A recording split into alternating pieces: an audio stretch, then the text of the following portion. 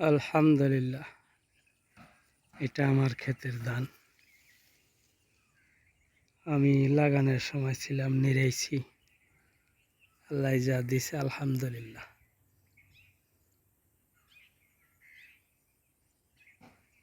খুব সুন্দর হয়েছে। মাঝে মাঝে একটু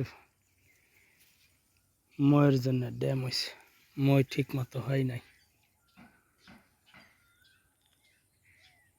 কাছে না থাকাতে মই আলা ট্রাক্টার আলা মই ঠিক মতো দেয় নাই, এই জন্য উঁচা নিচে অনেক ধান এক হয় নাই।